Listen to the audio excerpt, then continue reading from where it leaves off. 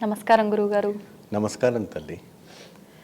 గురువుగారు, సాంబ్రాణితో మనం ఇంట్లో గనక ధూపం వేస్తే నెగిటివ్ ఎనర్జీ అంతా పోయి మనకు డబ్బుకు లోటు లేకుండా ఉంటుంది, లక్ష్మీదేవి అనుగ్రహిస్తుంది అంటుంటారు.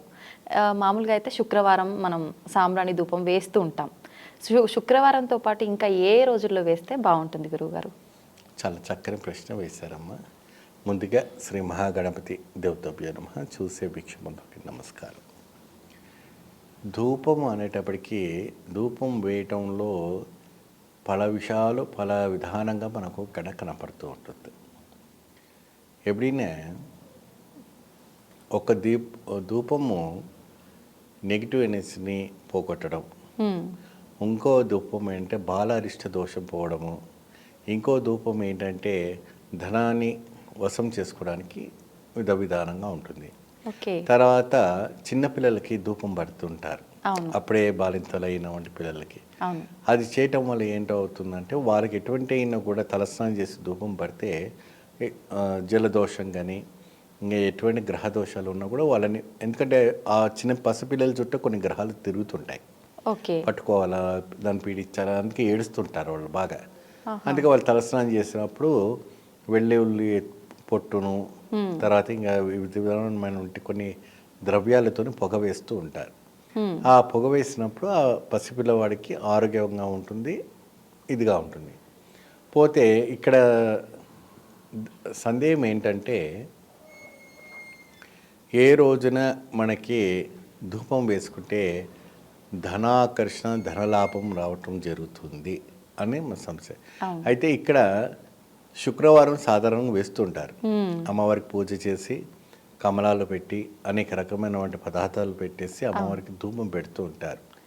సో ఆ రోజు శుక్రవారమే కాకుండా అమావాస్య రోజు కూడా మీరు వేసుకోవచ్చు.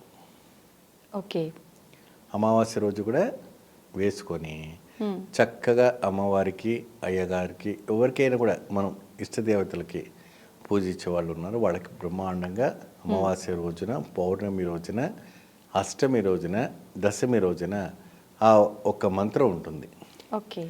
ఆ మంత్రాన్ని 108 సార్లు మీరు జపం చేసుకుంటూ ధూపం పట్టించారంటే ఇంట్లో నెగిటివ్ ఎనర్జీస్ పోతుంది. ఏ సమయంలో చేయాలి గురువు? అది వచ్చేసి ప్రదోష కాలం, ఈవినింగ్ 6 to 9 లోపు, మార్నింగ్ 5 to 9 లోపు. ఆ ఒక టైంలో చేయాలి, మధ్యాహ్నం టైంలో చేయకూడదు. మధ్యాహ్నం సమయంలో కొన్ని పూజలకి పర్మిషన్స్ ఉన్నాయి.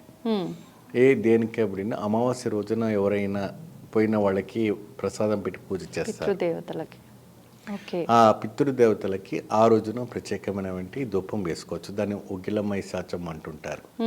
సో ఈ యొక్క పవర్స్ అని రావాలంటే ఎక్కువ శాతము ఈ చింతలు తొలగిపోవాలంటే చింతబొగ్గుతోనే ధూపం వేయాలి. చింతబొగ్గు. ఆ చింతబొగ్గు ఏంటంటే నెగిటివ్ ఎనర్జీస్ పోయి పాజిటివ్ ఎనర్జీ రావడం అనేది జరుగుతుంది. అందుకే ఆ రోజుల్లో ఎక్కువ శాతం చింతబొగ్గుతోనే చేసేవాళ్ళు. బాగా వేడిగా ఉంటుంది, మంచి అద్భుతమైన ఇదిగా ఉంటుంది. కాబట్టి ఆ రోజు ప్రత్యేకంగా దాంతో వేస్తే ఏంటంటే ఆ లోపల ఉన్నటువంటి నెగిటివ్ ఎనర్జీ పోయి పాజిటివ్ ఎనర్జీ రావడం అనేది జరుగుతుంటుంది. నిజంగా ఎవరు చూసినా మాకు వచ్చే ధనం ఆగిపోయింది, మాకు అసలు కలిసి రావట్లేదు, అసలు ధనం అనేది నిలబడట్లేదు అని అంటుంటారు గురువుగారు. అటువంటి వాళ్ళందరికీ నిజంగా ఒక మంచి రెమెడీ అనే చెప్పాలి. థ్యాంక్ యూ గురువుగారు. నమస్తే.